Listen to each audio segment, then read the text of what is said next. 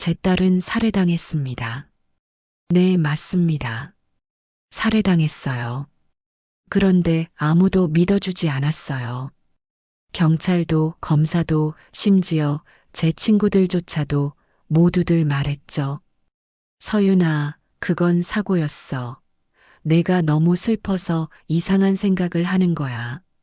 하지만 저는 알고 있었어요. 누가 제 딸을 죽였는지. 다만 증거가 없었을 뿐이죠.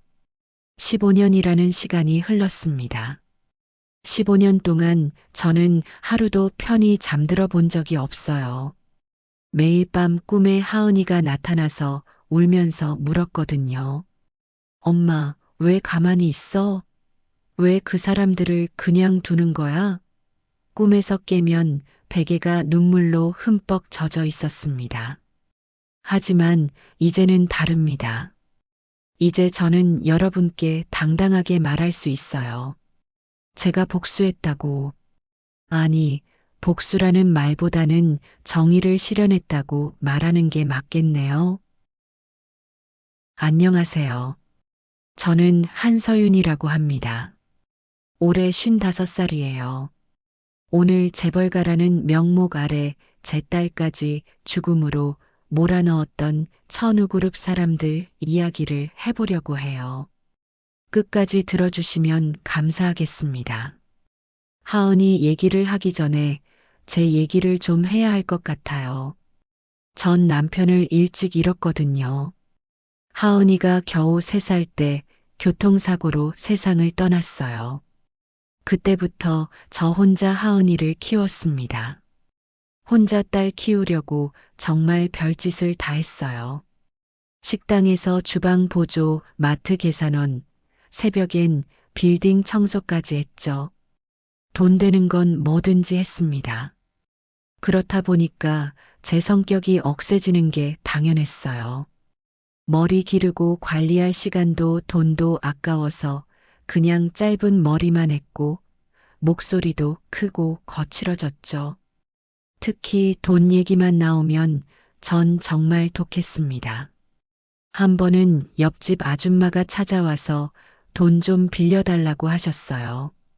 사정이 급하다면서 다음 달에 꼭 갚겠다고 하시더라고요. 근데 전 냉정하게 말했어요. 돈 필요하면 은행 가세요. 여기 무슨 대부업체예요? 그분이 결국 울면서 돌아가셨어요. 하은이가 그 모습 보고 나중에 저한테 물었어요. 엄마, 아까 옆집 아줌마한테 왜 그렇게까지 말씀하셨어요? 그냥 여유가 없어서 안 된다고 하시면 되지. 전 하은이한테 똑바로 말해줬죠. 하은아, 이렇게 안 하면 돈 빌려달라고 사람들이 줄을 서. 과부가 딸 하나 키우고 산다고 얼마나 무시하는 줄 알아? 이런 상황일수록 더 악착같이 살아야 무시 안 당하는 거야. 이렇게 저는 세상한테 가시를 잔뜩 세우고 살았습니다. 그래도 하은이한테만큼은 다정한 엄마였어요. 하은이 연락이 잠깐만 안 돼도 전 미칠 것 같았거든요. 하은이는 정말 착한 아이였어요. 어릴 때부터 남을 먼저 생각하는 아이였죠. 대학에 들어가서는 사회복지학과를 선택했어요. 전 물었습니다. 하은아, 요즘은 다들 돈 잘 버는 직업을 원하는데 너는 왜 사회복지학과를 선택했어? 하은이가 웃으면서 대답했어요. 엄마, 저는 돈 많이 버는 것보다 누군가를 도와주면서 사는 게 더 행복할 것 같아요. 엄마가 저를 그렇게 키우셨잖아요. 그 말을 듣는 순간 제 눈에서 눈물이 핑 돌았습니다. 내가 이 아이를 정말 잘 키웠구나 싶었어요. 하은이가 22살 되던 해였어요. 대학교 4학년 때 천우그룹이라는 대기업에서 인턴으로 일하게 됐죠. 천우그룹이요. 건설부터 유통, 호텔까지 다 하는 엄청 큰 재벌 기업이에요. 회장님 따님이 하은이랑 같은 대학 동기였대요. 그 인연으로 하은이가 인턴 기회를 받았던 거예요. 하은이는 매일 회사 다니는 게 너무 즐겁다고 했어요. 어느 날 저녁에 집에 와서 신나서 말하더라고요. 엄마, 회사 사람들이 다 저한테 잘해줘요. 특히 회장님 따님이 저랑 진짜 친하게 지내요. 어제는 점심도 같이 먹었어요. 전 그 말 듣고 정말 다행이다 싶었어요. 우리 하은이가 좋은 사람들 만났구나 싶었죠. 근데 그때 제가 몰랐어요. 그 회사에, 그 사람들 사이에 얼마나 무서운 욕심과 음모가 숨어 있었는지. 2009년 11월 17일 화요일. 제가 평생 잊을 수 없는 날입니다. 그날 저녁 6시쯤이었어요. 저는 집에서 하은이가 좋아하는 된장찌개를 끓이고 있었습니다. 하은이는 보통 7시쯤 집에 오거든요. 그날도 하은이한테서 문자가 왔었어요. 엄마, 오늘 회의 끝나고 바로 갈게요. 엄마 된장찌개 먹고 싶어요. 뒤에 웃는 얼굴 이모티콘까지 붙여서 보냈더라고요. 전 기분 좋게 찌개 끓이면서 김치전도 부쳤어요. 하은이가 김치전을 워낙 좋아했거든요. 근데 시계를 보니까 7시가 넘어가는 거예요. 평소보다 조금 늦네 싶어서 하은이한테 전화를 걸었는데 안 받더라고요. 한 번 걸었어요. 안 받아요. 두 번 걸었어요. 또 안 받아요. 세 번, 네 번. 계속 전화를 걸어도 하은이는 받지 않았어요. 그때부터 제 가슴이 두근두근거리기 시작했습니다. 이상하다 싶었거든요. 하은이는 제 전화를 안 받는 아이가 아니에요. 8시가 넘어가니까 전 정말 불안해지기 시작했어요. 천우그룹 본사에 전화를 걸었습니다. 경비실 아저씨가 받으셨어요. 저기요, 혹시 인턴으로 일하는 하나은 씨 계세요? 그랬더니 아저씨가 그러시더라고요. 아, 하나은 씨요? 오후 5시쯤에 퇴근하셨는데요. 5시요? 그럼 벌써 3시간이 넘게 지났는데 왜 집에 안 온 거죠? 전 점점 더 불안해졌습니다. 하은이 친구들한테도 전화를 돌렸어요. 다들 모른다고 했어요. 오늘 하은이를 보지 못했다고요. 밤 9시가 넘어가자 저는 더 이상 참을 수가 없었어요. 경찰서에 전화를 걸었습니다. 제 딸이 실종된 것 같아요. 회사에서 퇴근한 지 4시간이 넘었는데 집에 안 와요. 근데 경찰은 24시간이 지나야 실종 신고를 받을 수 있다고 하더라고요. 전 그날 밤을 꼬박 새웠습니다. 한숨도 못 잤어요. 하은이 방문을 열어보고 또 열어보고 혹시 하은이가 들어와 있지 않을까 싶어서요. 침대 위의 인형들도 그대로, 책상 위에 공부하던 교재도 그대로였어요. 왠지 모르게 뭔가 큰일이 났다는 예감이 들었거든요. 엄마의 직감이라고 해야 할까요? 제 가슴속에서 무언가 계속 소리쳤어요. 하은이한테 무슨 일이 생겼어. 빨리 찾아야 해. 다음 날 아침 7시, 저는 다시 경찰서에 전화를 걸었습니다. 이번에는 좀 더 심각하게 받아들여 주더라고요. 경찰이 출동했고, 저는 하은이 사진을 들고 회사 근처로 달려갔어요. 그리고 오후 2시쯤이었어요. 경찰한테서 전화가 왔습니다. 유가족이신가요? 한강에서 시신이 발견되었습니다.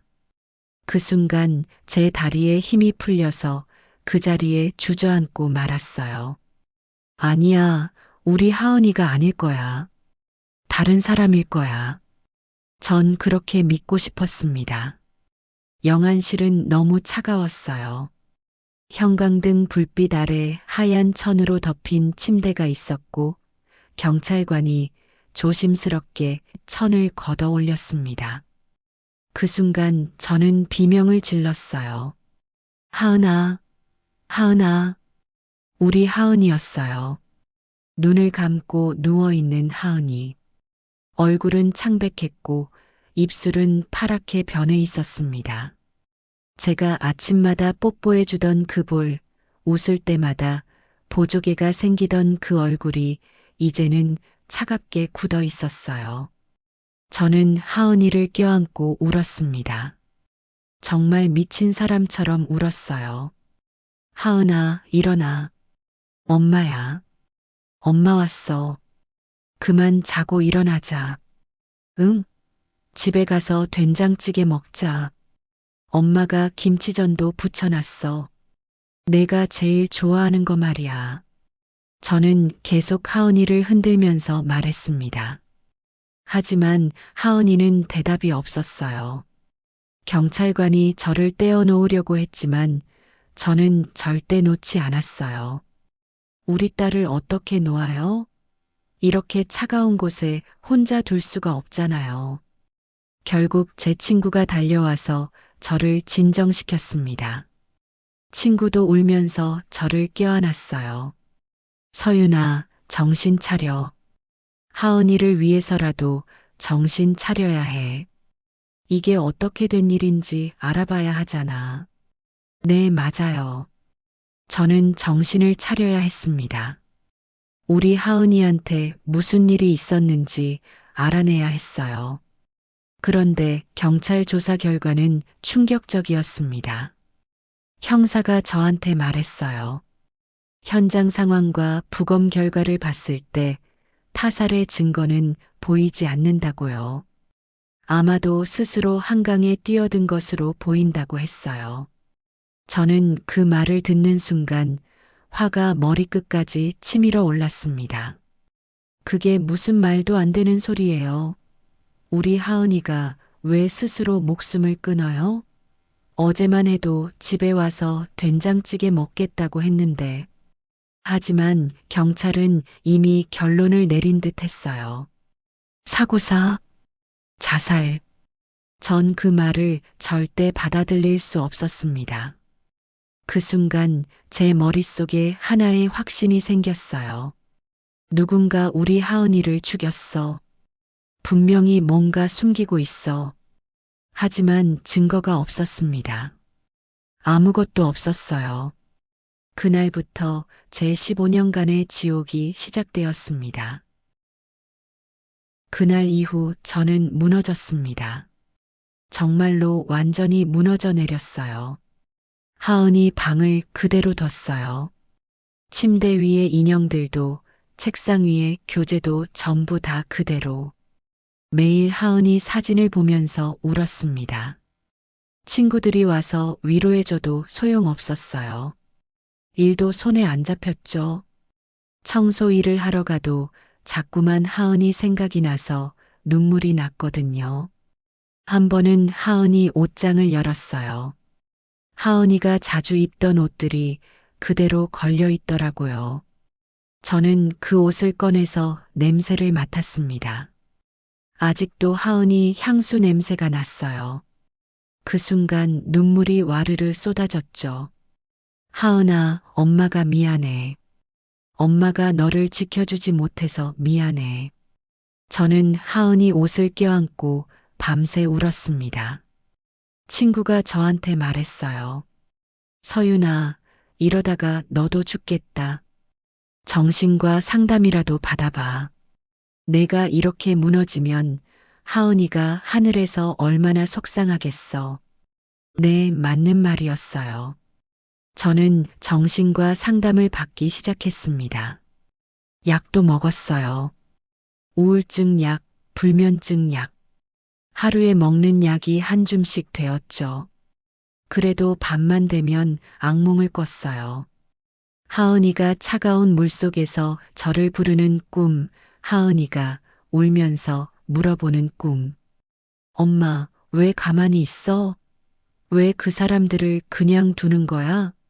그런 꿈을 꾸고 나면 아침에 일어나도 온몸이 땀으로 흠뻑 젖어 있었습니다. 그렇게 1년이 지나고 2년이 지나고 5년이 지났어요. 사람들은 이제 그만 잊으라고 했습니다. 서윤아, 이제 그만 잊어. 하은이도 내가 이렇게 사는 걸 원하지 않을 거야. 잊으라고요? 어떻게 잊어요? 제 딸인데. 제가 낳아서 22년을 키운 딸인데 어떻게 잊어요? 저는 절대 잊을 수 없었습니다. 아니, 잊으면 안 됐어요. 하은이를 잊는다는 건 하은이를 죽음으로 몰아넣은 그 사람들을 용서하는 거나 마찬가지였으니까요. 그래서 저는 계속 조사했습니다. 천우그룹에 대해서, 그 회사 사람들에 대해서, 그리고 하은이가 죽기 전에 무슨 일이 있었는지에 대해서 혼자서 할 수 있는 건 다 했어요. 하은이 친구들을 만나서 물어봤습니다. 하은이가 회사에서 무슨 일이 있었는지 아니? 혹시 누구한테 괴롭힘 당한 거 아니야? 친구들은 고개를 저었어요. 언니, 저희도 잘 모르겠어요. 하은이가 회사 이야기를 별로 안 했거든요. 회사 근처 카페에도 가봤습니다. 혹시 하은이가 자주 갔던 곳이라면 누군가 기억할지도 모른다는 생각에서요. 저기요, 혹시 이 아이 기억하세요? 15년 전에 이 근처 천우그룹에서 일하던 아이인데요. 카페 직원은 미안하다는 표정을 지었어요. 죄송한데요. 15년 전이면 너무 오래됐고요. 저도 그때는 여기서 일 안 했거든요. 모든 게 막막했습니다. 시간이 너무 많이 흘러버렸고 증거도 없고 아무도 도와주지 않았어요. 그렇게 10년이 흘렀고 15년이 흘렀습니다. 저는 55살이 되었고 머리엔 흰머리가 가득했어요. 얼굴엔 주름이 깊게 패였고요. 거울을 볼 때마다 생각했습니다. 내가 이렇게 늙어버렸구나. 하은이 없이 15년을 살았구나. 하은이는 영원히 22살이었지만 저는 혼자 나이를 먹어갔습니다. 그게 너무 슬펐어요. 매달 한 번씩 하은이 묘소에 갔어요. 묘소를 정리하고 하은이한테 이야기를 하곤 했죠. 2024년 9월 어느 날이었습니다. 그날도 저는 하은이 묘소를 찾아갔어요. 날씨가 참 좋았습니다. 하은이가 좋아하던 가을이었거든요. 단풍도 예쁘게 물들었고요. 저는 묘비를 닦으면서 하은이한테 말을 걸었습니다. 하은아, 엄마 왔어. 오늘 날씨가 참 좋지? 내가 좋아하던 가을이야. 단풍도 예쁘게 물들었어. 그리고 묘소 앞에 하은이가 좋아하던 국화꽃을 놓았어요. 엄마가 미안해, 하은아. 15년이나 지났는데도 아직 엄마가 아무것도 못 해줬어. 너를 죽인 놈들이 아직도 잘 먹고 잘 살고 있어. 엄마가 무능해서 그래. 미안해. 저는 묘비를 붙잡고 울고 있었습니다. 그때였어요. 뒤에서 누군가 말을 걸었어요. 실례지만 하나은 양의 어머님이신가요? 저는 깜짝 놀라서 뒤를 돌아봤습니다. 한 60대 후반쯤 되어 보이는 남자가 서 있었어요. 양복을 단정하게 입었고 얼굴엔 깊은 주름이 패여 있었습니다. 하지만 눈빛만큼은 날카롭고 강렬했어요. 뭔가 범상치 않은 사람이라는 느낌이 들었죠. 네, 맞는데요. 당신은 누구시죠? 남자는 잠시 망설이더니 천천히 입을 열었습니다. 저는 장태산이라고 합니다. 천우그룹 회장이었던 사람입니다. 천우그룹? 회장?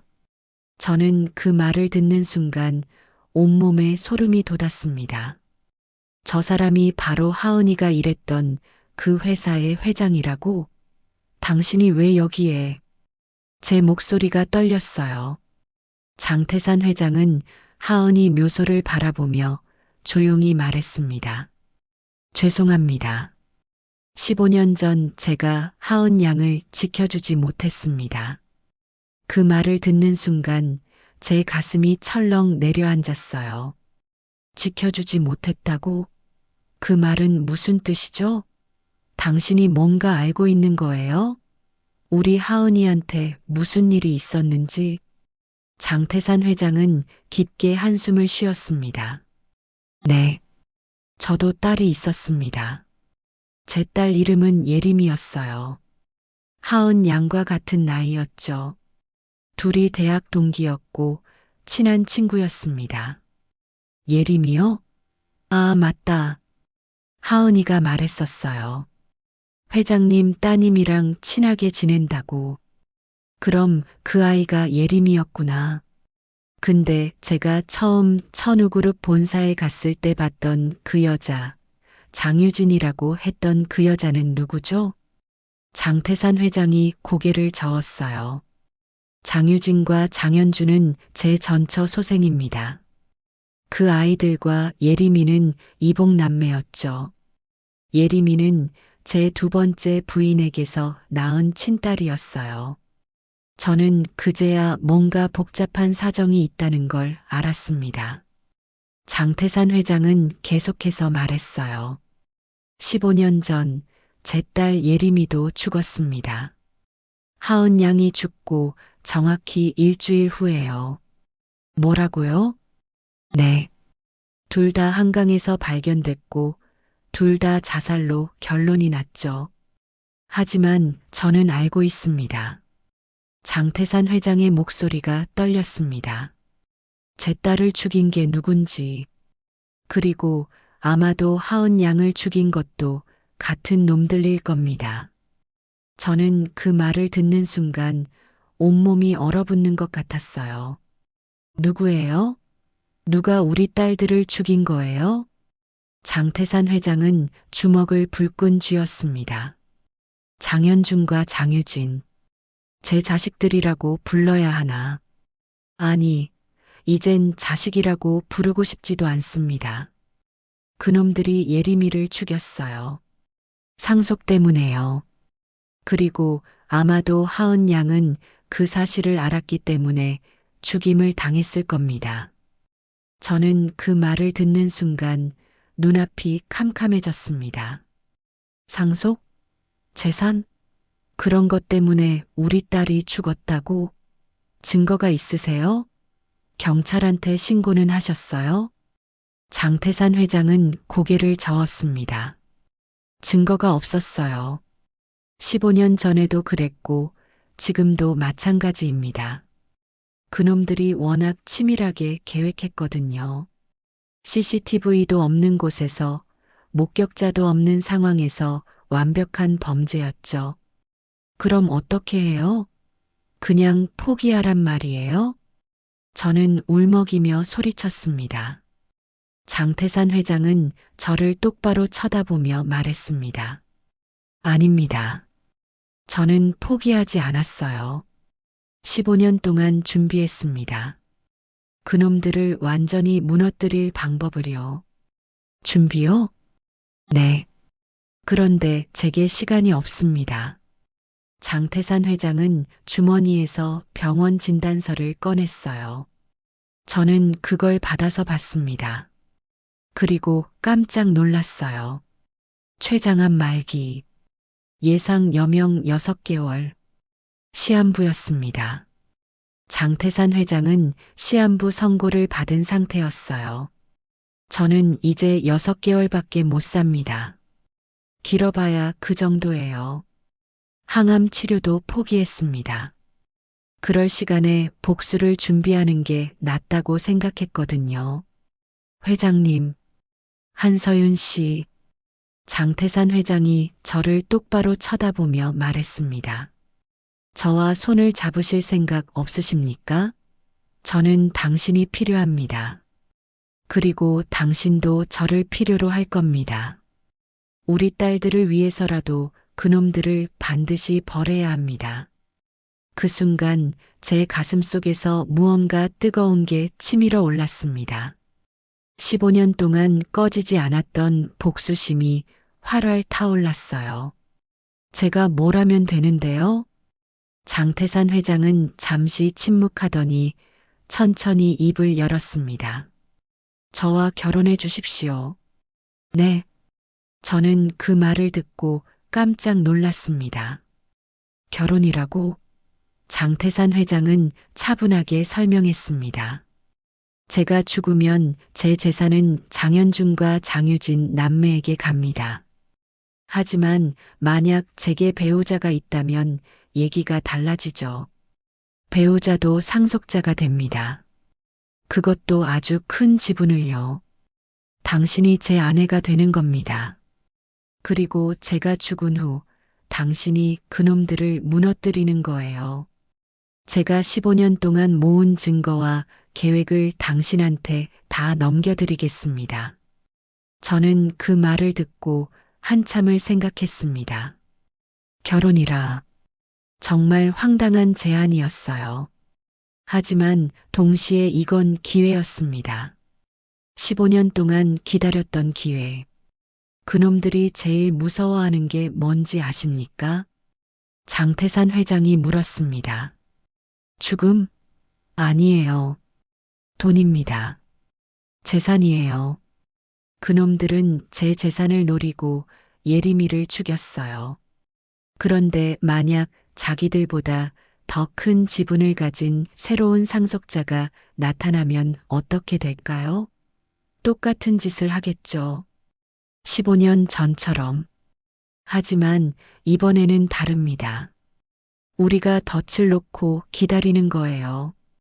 당신이 미끼가 되는 겁니다. 저는 장태산 회장의 눈을 똑바로 쳐다봤습니다. 그 눈빛에는 복수심과 결연함이 가득했어요. 저와 똑같은 눈빛이었습니다. 위험하지 않겠어요? 제가 죽을 수도 있잖아요. 그럴 수도 있습니다. 하지만 당신이 살아남는다면 그놈들을 완전히 무너뜨릴 수 있어요. 선택은 당신이 하십시오. 저는 하은이 묘소를 돌아봤습니다. 차가운 묘비 위에 햇살이 비치고 있었어요. 하은아, 엄마가 이제 뭔가 할 수 있을 것 같아. 너를 죽인 놈들한테 복수할 수 있을 것 같아. 저는 장태산 회장을 향해 고개를 끄덕였습니다. 결혼하겠습니다. 그 순간 장태산 회장의 얼굴에 희미한 미소가 번졌습니다. 감사합니다. 이제부터 당신은 제 아내이자 복수의 동반자입니다. 함께 그놈들을 지옥으로 보냅시다. 네, 회장님. 저는 그렇게 대답했습니다. 그리고 그날 저는 새로운 인생을 시작했어요. 복수를 위한 인생을요. 15년 동안 기다렸던 기회가 마침내 찾아온 겁니다. 하은아, 조금만 기다려. 엄마가 반드시 복수해 줄게. 너를 죽인 놈들이 무릎 꿇고 빌게 만들어 줄게. 저는 하은이 묘비에 손을 대고 다짐했습니다. 그리고 장태산 회장과 함께 묘소를 떠났어요. 이제부터가 진짜 시작이었습니다. 장태산 회장과 묘소를 떠난 저는 그분 차를 타고 어느 조용한 카페로 갔습니다. 사람이 별로 없는 한적한 곳이었어요. 회장님이 구석 자리에 앉으시더니 서류 가방에서 두툼한 봉투를 꺼냈습니다. 이게 뭔가요? 우리의 계약서입니다. 계약서요? 네. 결혼도 계약이지만 우리에겐 더 중요한 계약이 있습니다. 장태산 회장이 봉투를 열었어요. 안에는 여러 장의 서류가 들어 있었습니다. 회장님이 첫 장을 넘기시면서 설명하기 시작했어요. 우선 혼인신고는 이번 주 안에 할 겁니다. 조용하게요. 그놈들이 모르게 해야 합니다. 그리고 제 사망 후 3개월 뒤에 주주총회가 열릴 거예요. 그 자리에서 당신은 소중한 한 표를 행사하셔서 장현준과 장유진이 다시는 천우그룹에 얼씬거리지 못하게 확실히 무너뜨려 주셔야 합니다. 주주총회요? 네. 제 지분은 35%입니다. 장현준이 20%, 장유진이 15%를 가지고 있죠. 나머지는 소액 주주들이고요. 만약 당신이 제 배우자로서 제 지분을 상속받으면 당신이 최대 주주가 됩니다. 그럼 그놈들은 끝나는 거예요. 저는 서류를 보면서 고개를 끄덕였습니다. 근데 이 모든 절차가 끝나야만 비로소 제가 회장님의 모든 재산을 상속받을 수 있다는 거죠? 회장님이 또 다른 서류를 꺼냈어요. 그걸 보는 순간 제 손이 떨렸습니다. 단 한 가지 조건이 있습니다. 조건이요? 제 사망은 한서윤 씨가 직접 시행하셔야 합니다. 네, 그게 무슨... 저는 말문이 막혔어요. 장태산 회장이 차분하게 설명했습니다. 저는 이미 시한부입니다. 6개월이라고 했지만 솔직히 3개월도 버티기 힘들 겁니다. 매일 통증이 심해지고 있거든요. 저는 그놈들 앞에서 비참하게 죽고 싶지 않습니다. 제가 원하는 건 존엄한 죽음이에요. 그래도 제가 어떻게 회장님을... 안락사입니다. 안락사요? 네.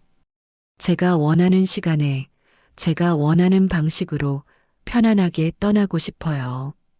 그리고 그 순간을 당신이 함께 해주셨으면 합니다.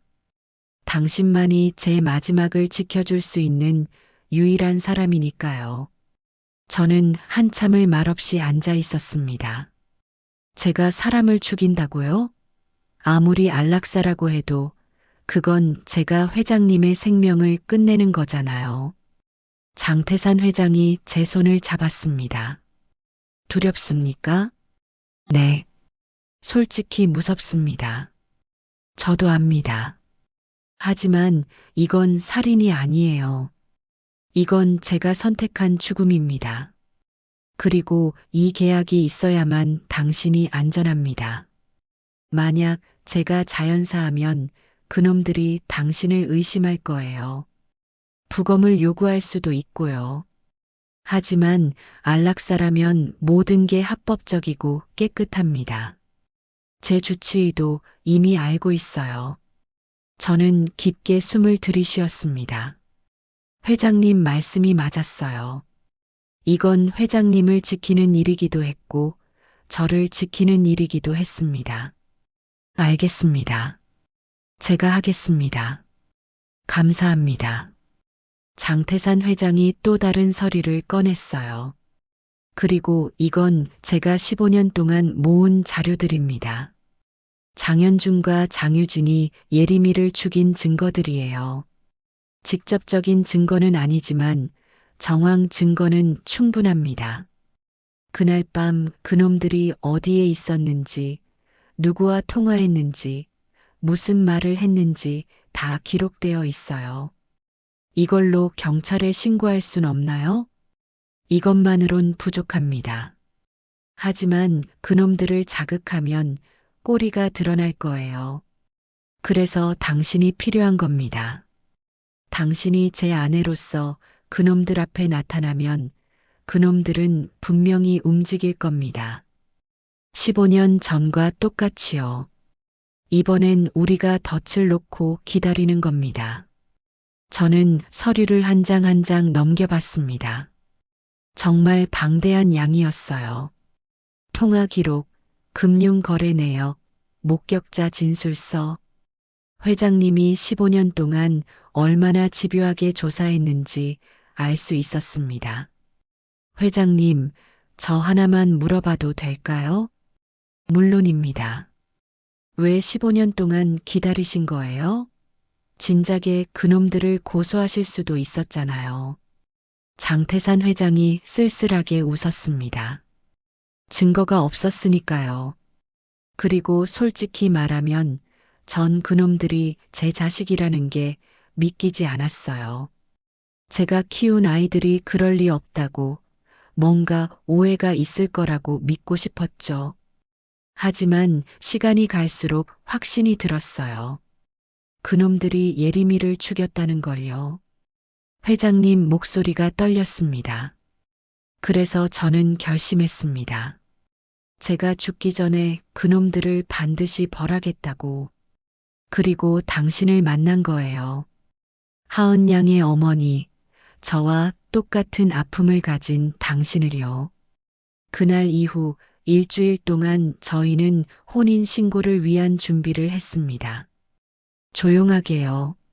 아무도 모르게요.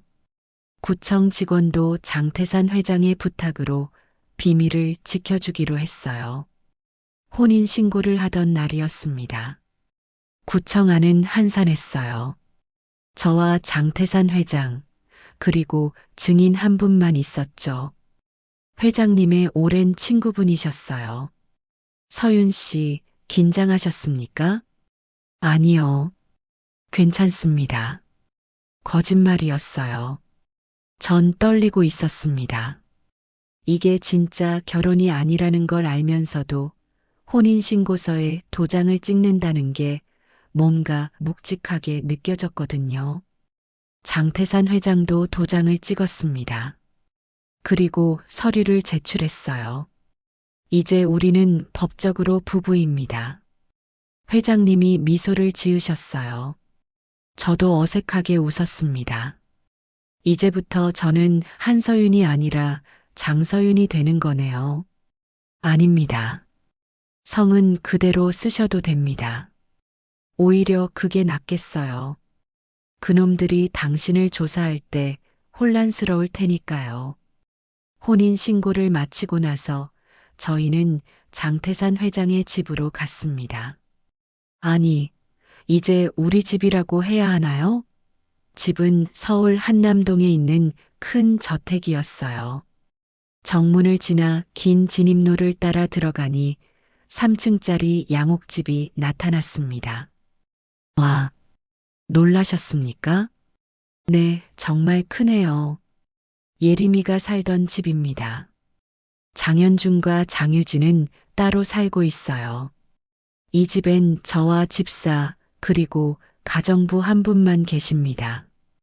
현관문이 열리고 한 60대 초반쯤 되어 보이는 남자가 나왔습니다. 단정한 양복을 입고 있었어요. 소개합니다.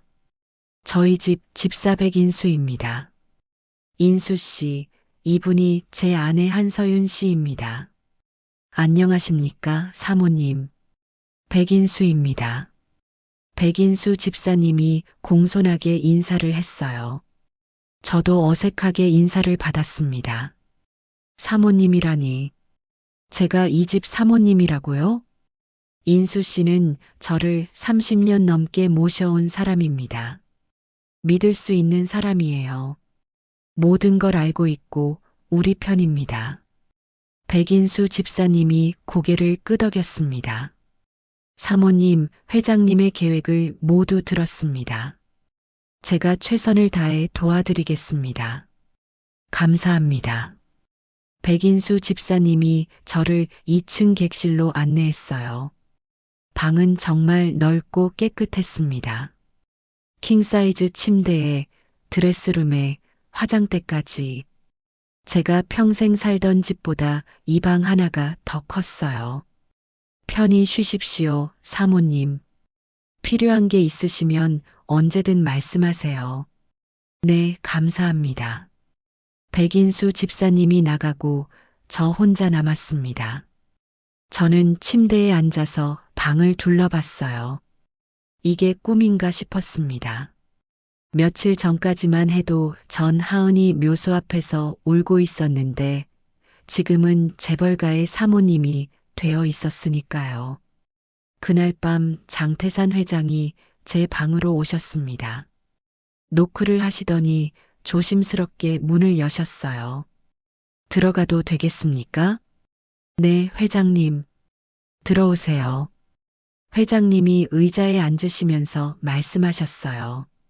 내일부터 본격적으로 시작됩니다. 무슨 말씀이세요? 내일 장현준과 장유진한테 연락할 겁니다. 제가 결혼했다고요. 그럼 그놈들이 달려올 거예요. 당신을 보러요. 저는 긴장이 되기 시작했습니다. 드디어 그 사람들을 만나는 거구나. 15년 전 천우그룹 본사에서 저를 쫓아냈던 그 사람들을요. 무섭습니까? 조금요. 당연합니다. 하지만 기억하십시오. 이번엔 당신이 우위에 있어요. 당신이 제 아내고 당신이 최대 주주가 될 사람입니다. 그놈들이 아무리 발버둥 쳐도 이제 천우그룹은 당신 것이에요.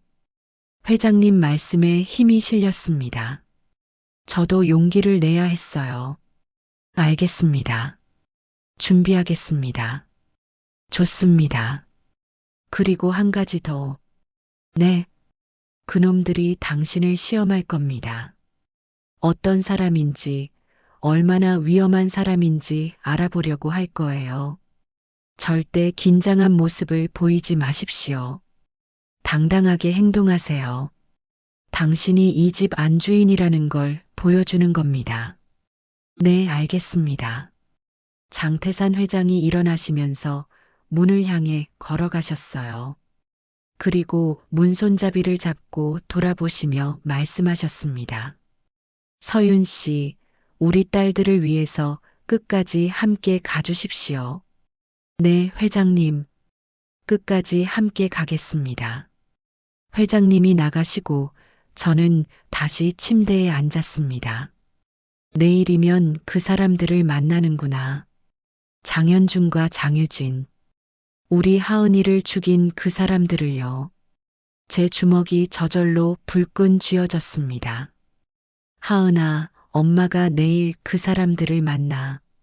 무섭지만 엄마 이젠 도망가지 않을 거야. 끝까지 싸울 거야. 너를 위해서. 저는 창밖을 바라보며 다짐했습니다. 내일부터 진짜 전쟁이 시작되는 거예요.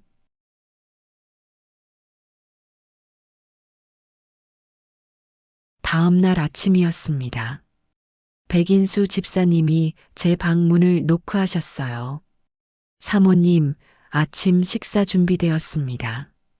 그리고 회장님께서 오늘 오전 11시에 도련님과 아가씨가 방문하신다고 하셨습니다. 제 심장이 쿵 하고 내려앉았어요. 드디어 오늘이구나. 장현준과 장유진을 만나는 날. 알겠습니다. 준비하겠습니다. 제가 대답하고 옷장을 열었어요. 뭘 입어야 하지? 너무 화려하면 이상하고 그렇다고 너무 초라하면 무시당할 것 같고 결국 검은색 블라우스에 회색 바지를 골랐습니다. 단정하면서도 당당해 보이는 옷이었죠. 거울을 보면서 머리를 정리했어요. 흰머리가 많이 보였습니다. 15년 동안 쌓인 세월의 흔적이었죠. 화장을 조금 했어요. 창백한 얼굴에 생기를 주려고요. 거울 속 제 모습을 보면서 스스로에게 말했습니다. 한서윤, 넌 할 수 있어. 오늘 절대 긴장한 모습 보이면 안 돼. 당당하게 행동해야 해.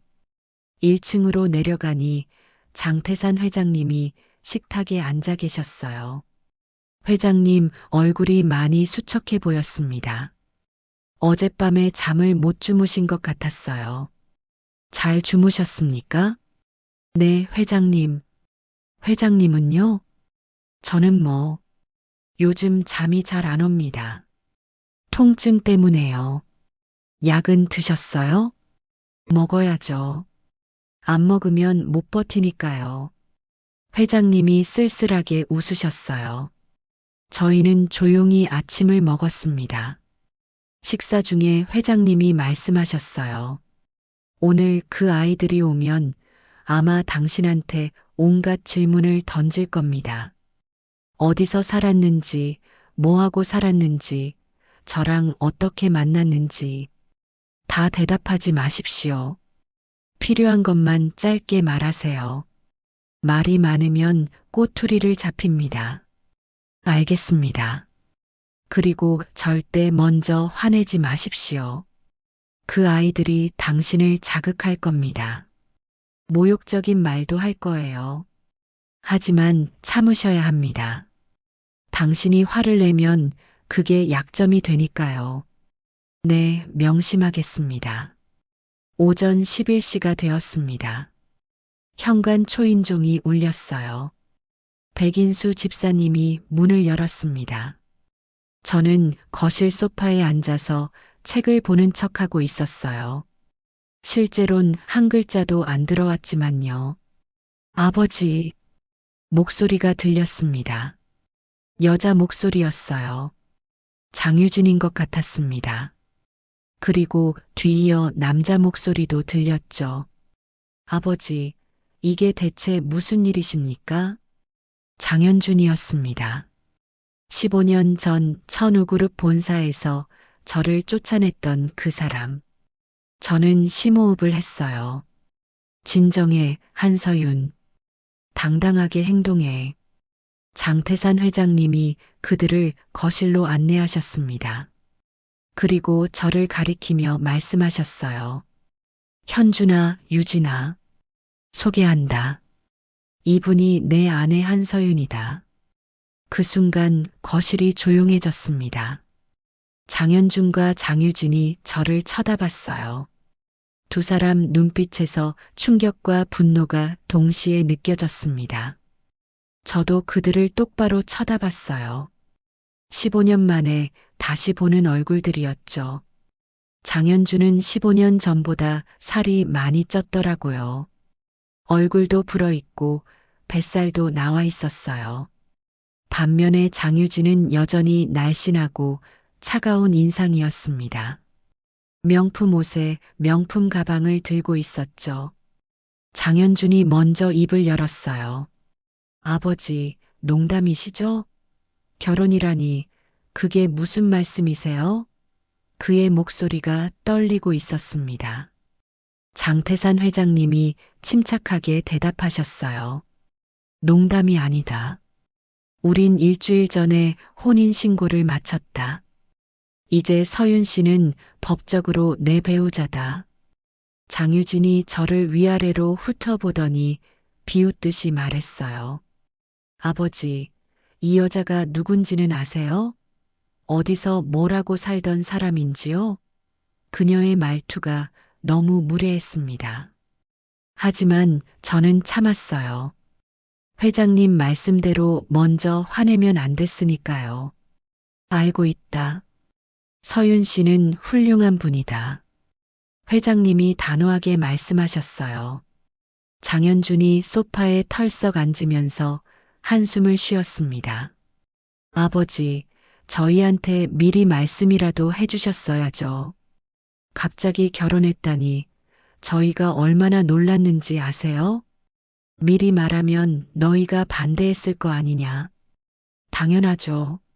아버지 연세가 이른이 다 되셨는데 갑자기 재혼이라니요. 장유진이 소리를 높였습니다. 그러다가 제 손을 쳐다보더니 갑자기 얼굴이 굳어졌어요. 저는 그때 제 손가락에 반지가 끼워져 있다는 걸 깨달았습니다. 장태산 회장님이 어제 저한테 주신 반지였어요. 결혼 반지라고 하시면서요. 장유진이 저한테 다가왔습니다. 그리고 제 손을 잡더니 소리쳤어요. 저건 뭐예요? 저 반지. 저게 우리 엄마 반지잖아요. 그녀의 목소리가 날카로웠습니다. 장현준도 놀라서 제 손을 쳐다봤어요. 아버지, 저게 정말 어머니 반지 맞습니까? 맞다. 내가 서윤 씨한테 줬다. 어떻게 그러실 수가 있어요? 그건 우리 어머니 유품이잖아요. 장유진이 소리를 질렀습니다. 저는 가만히 앉아 있었어요. 반지를 빼야 하나 고민했지만 그러면 제가 지는 것 같았어요. 장태산 회장님이 차갑게 말씀하셨어요. 너희 어머니는 이미 20년 전에 돌아가셨다. 그리고 그 반지는 내가 산 거다. 내가 누구한테 주든 내 마음이다. 하지만 아버지, 됐다. 더 이상 말하지 마라. 회장님이 버럭 소리를 지르셨어요. 거실이 다시 조용해졌습니다. 장현준과 장유진이 입을 다물었죠. 하지만 두 사람 눈빛에서 증오가 느껴졌습니다. 특히 저를 바라보는 눈빛이 무서웠어요. 장태산 회장님이 자리에서 일어나셨습니다. 오늘은 이만 돌아가거라. 서윤 씨는 이제 이 집 안주인이다. 앞으로 예의를 지켜라. 회장님이 그렇게 말씀하시고 2층으로 올라가셨어요. 저도 일어서려고 했는데 장현준이 제 팔을 붙잡았습니다. 잠깐만요, 한서윤 씨. 우리 얘기 좀 합시다. 저는 그의 손을 뿌리쳤어요. 할 얘기 없습니다. 제가 차갑게 말했죠. 장유진이 코웃음을 쳤습니다. 당신 지금 우리 아버지 돈 노리고 결혼한 거죠? 얼마 받기로 했어요? 1억? 10억? 제가 그런 사람으로 보이세요? 당연하죠. 우리 아버지 재산이 얼마인 줄 알아요? 수천억이에요. 당신 같은 사람한테는 평생 벌어도 못 볼 돈이죠. 그 말을 듣는 순간 제 안에서 뭔가 끓어올랐습니다. 하지만 전 참았어요. 표정 하나 바꾸지 않고 차분하게 말했습니다. 저는 회장님을 사랑해서 결혼했습니다. 돈 때문이 아니에요. 웃기고 있네. 장현준이 비웃었습니다. 그리고 제게 다가오더니 낮은 목소리로 협박했어요. 한서윤 씨, 지금이라도 늦지 않았으니까 이혼하세요. 그럼 우리가 위자료 명목으로 얼마든지 드릴게요. 하지만 만약 끝까지 버티면 뭔데요? 후회하실 겁니다. 그 말을 남기고 장현준과 장유진은 집을 나갔습니다. 현관문이 쾅 닫히는 소리가 들렸어요. 저는 그 자리에 서서 한참을 멍하니 있었습니다. 온몸이 떨렸어요. 무서웠습니다. 저 사람들 눈빛이, 저 사람들 말투가 정말 무서웠어요. 백인수 집사님이 제게 다가왔습니다. 사모님, 괜찮으십니까? 네, 괜찮습니다. 거짓말이었어요. 전혀 괜찮지 않았습니다. 다리에 힘이 풀려서 소파에 주저앉고 말았어요. 제가 감당할 수 있을까? 저 사람들과 맞서 싸워서 이길 수 있을까? 그날 저녁 장태산 회장님이 제 방으로 오셨습니다. 오늘 수고 많으셨습니다. 아니에요. 제가 너무 떨었어요. 아닙니다. 잘하셨어요. 제가 봤습니다. 당신은 한 번도 긴장한 모습을 보이지 않았어요. 당당했습니다. 정말요? 네. 그 아이들도 당신을 함부로 볼 수 없다는 걸 알았을 겁니다. 회장님이 창밖을 바라보시면서 말씀하셨어요. 이제부터 본격적으로 시작됩니다. 그 아이들이 당신을 감시할 거예요. 어떤 사람인지, 약점이 뭔지 알아내려고 할 겁니다. 조심하십시오. 네, 알겠습니다. 그리고 회장님이 잠시 망설이시더니 말씀하셨어요. 제 시간이 얼마 남지 않았습니다. 의사 선생님이 2개월 정도라고 하시더군요. 2개월이요? 네. 그때쯤이면 제 안락사를 시행해 주셔야 합니다. 저는 아무 말도 할 수 없었습니다. 2개월, 고작 2개월 후면 제가 회장님을 떠나보내야 한다는 거였어요. 그날 이후 제 일상이 완전히 바뀌었습니다. 매일 아침 눈을 뜨면 이게 꿈인가 싶었어요. 이 큰 집에서, 이 넓은 침대에서 자고 있다는 게 믿기지 않았거든요. 근데 동시에 제가 갇혀 있다는 느낌도 들었습니다. 밖에 나갈 수도 없고 친구를 만날 수도 없었어요. 장태산 회장님 말씀이 당분간은 집 밖으로 나가지 말라고 하셨거든요. 장현준과 장유진이 저를 미행시킬 수 있다면서요. 하루는 2층 창문으로 밖을 내다봤어요. 정원의 나무들이 바람에 흔들리고 있었습니다. 저 밖에 나가고 싶다는 생각이 들었죠. 그냥 걷고 싶었어요.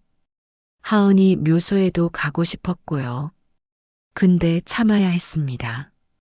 지금은 참을 때라고 스스로에게 말했어요. 백인수 집사님이 매일 새끼 식사를 챙겨주셨습니다. 정말 잘 차려진 음식이었어요. 고급 한정식 같은 거요. 근데 입맛이 없었습니다. 긴장 때문인지 밥이 잘 안 넘어가더라고요. 어느 날 아침이었어요. 백인수 집사님이 식사를 가져오셨는데 평소와 달리 표정이 심각하셨습니다. 사모님, 오늘 아침 현관 앞에 이상한 것이 놓여 있었습니다. 이상한 것이요? 꽃다발이었는데요. 국화였습니다. 국화요? 네. 그것도 흰 국화였습니다. 제 등골이 오싹해졌어요. 흰 국화라면 장례식장에 쓰는 꽃이잖아요. 누가 보낸 거예요? 카드는 없었습니다. 하지만 아마도 백인수 집사님이 말을 흐렸어요. 저도 알았습니다.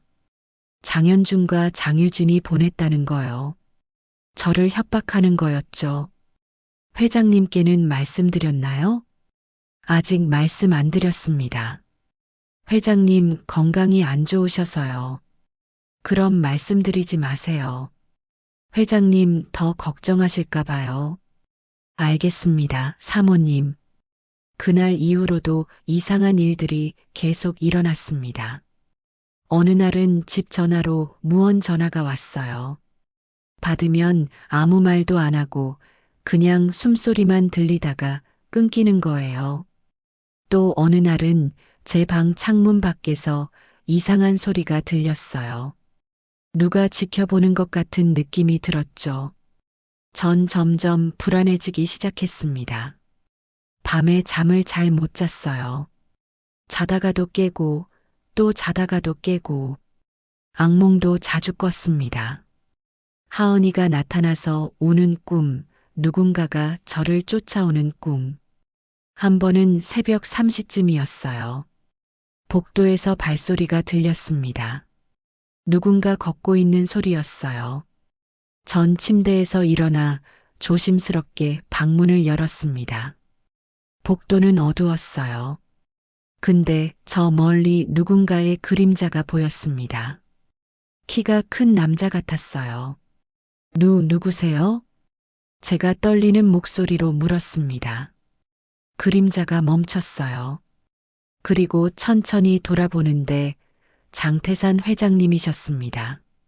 아, 죄송합니다. 깨웠습니까? 회장님, 이 시간에 왜? 잠이 안 와서요. 요즘 통증이 심해서 밤에 잠을 잘 못 잡니다. 그래서 그냥 집 안을 걷고 있었어요. 회장님 얼굴이 정말 수척해 보였습니다. 눈 밑에 다크서클도 짙었고요. 약 드셨어요? 먹어야죠. 안 먹으면 더 심해지니까요. 제가 회장님을 부축해서 1층 거실로 모셨습니다. 소파에 앉히고 물을 떠다 드렸어요. 회장님이 물을 한 모금 마시시더니 말씀하셨어요. 서윤 씨, 요즘 많이 힘들죠? 괜찮습니다. 거짓말입니다. 얼굴에 다 써 있어요. 회장님이 쓸쓸하게 웃으셨어요. 저도 어쩔 수 없이 웃었습니다. 조금 무섭긴 해요. 집에서 이상한 일들이 자꾸 일어나니까요. 그 아이들이 하는 짓입니다. 당신을 겁주려는 거예요. 효과가 있네요. 전 정말 무섭거든요. 당연합니다. 하지만 조금만 더 버티십시오. 제가 곧 모든 걸 끝낼 겁니다. 회장님이 제 손을 잡으셨어요. 회장님 손이 차가웠습니다. 서윤 씨, 제가 하나 보여드릴 게 있습니다. 뭔가요? 따라오십시오. 장태산 회장님이 저를 지하실로 데려갔습니다. 지하실이 있다는 것도 그때 처음 알았어요. 계단을 따라 내려가니 넓은 공간이 나왔습니다. 그리고 한쪽 벽면에 금고가 있었어요. 회장님이 비밀번호를 누르셨습니다. 금고 문이 열렸어요. 안에는 서류들이 빼곡히 쌓여 있었습니다. 회장님이 그 서류들을 꺼내서 제게 보여주셨어요.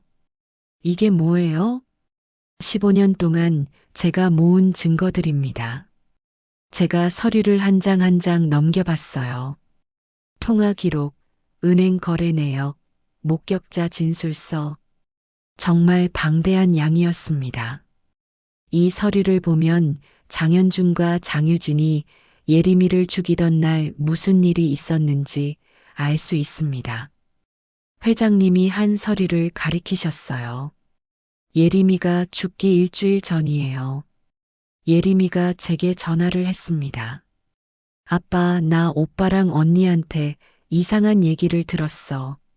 뭔가 잘못된 것 같아. 예림이 목소리가 떨리고 있었어요. 전 물었죠. 무슨 얘기인데? 근데 예림이가 지금은 말 못하겠다고, 증거를 더 모으면 말하겠다고 했어요. 그게 마지막이었습니다.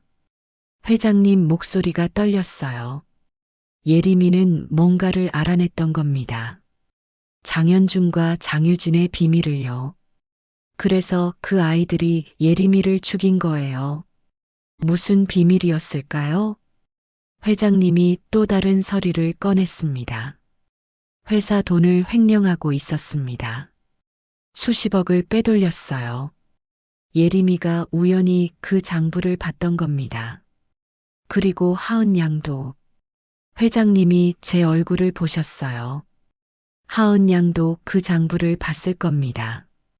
예림이가 보여줬을 거예요. 친한 친구니까요. 그래서 하은 양도 죽임을 당한 겁니다. 제 눈에서 눈물이 흘러내렸습니다.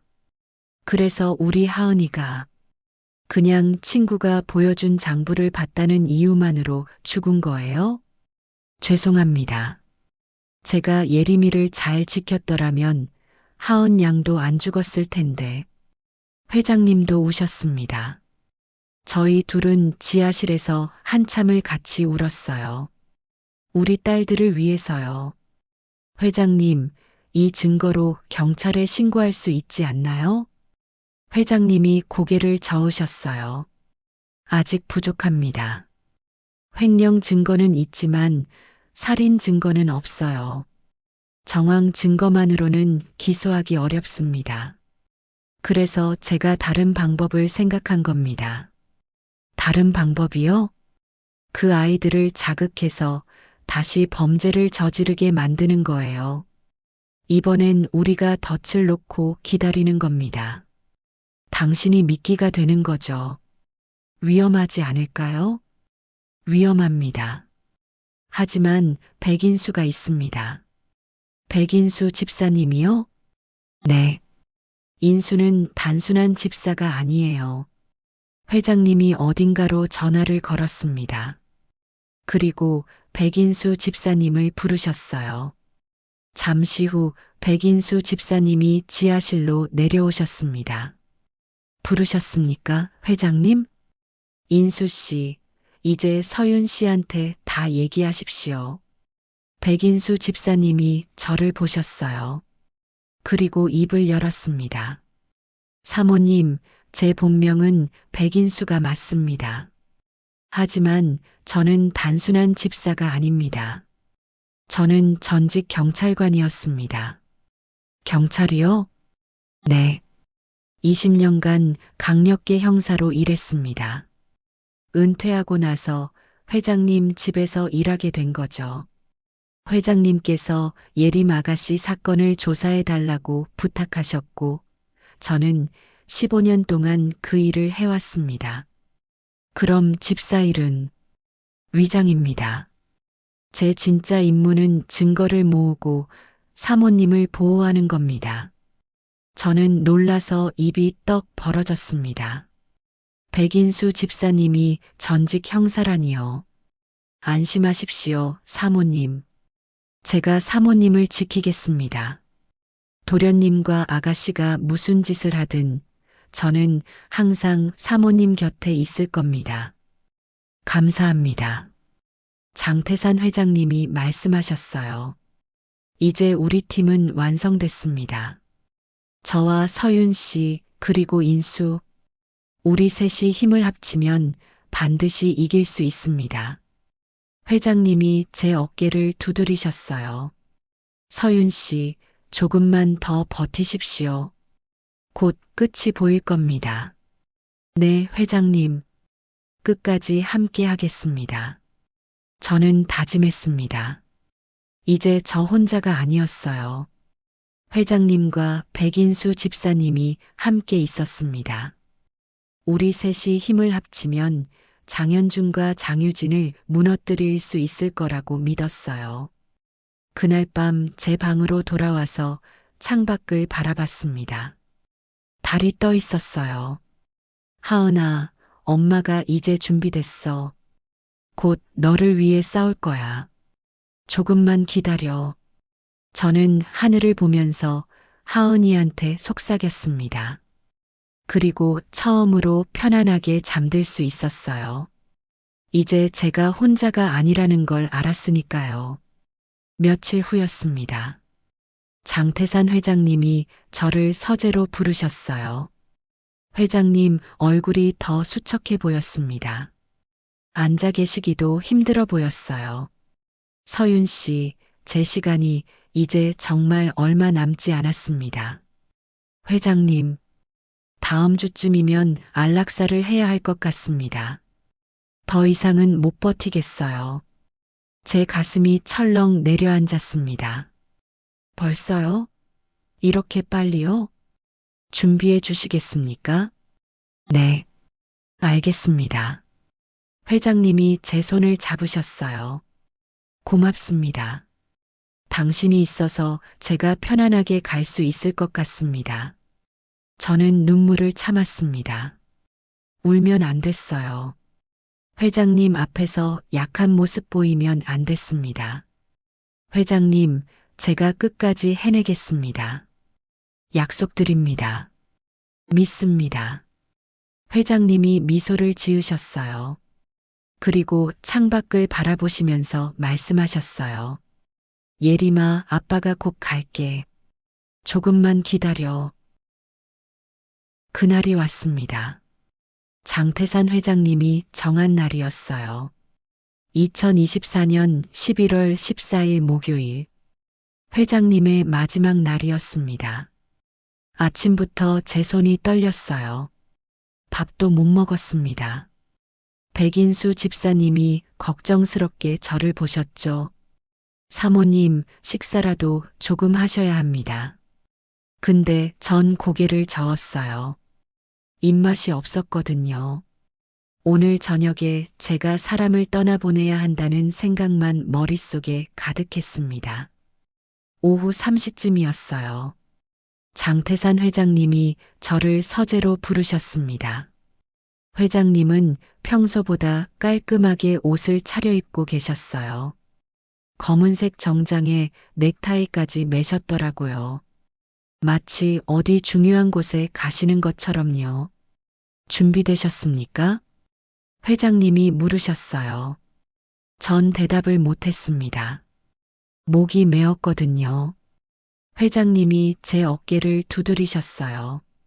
괜찮습니다. 천천히 하십시오. 제게는 시간이 있으니까요. 회장님이 책상 서랍에서 봉투 하나를 꺼내셨어요. 이건 제 유언장입니다. 제가 죽은 후에 변호사가 공개할 겁니다. 그리고 이건 회장님이 또 다른 봉투를 꺼냈습니다.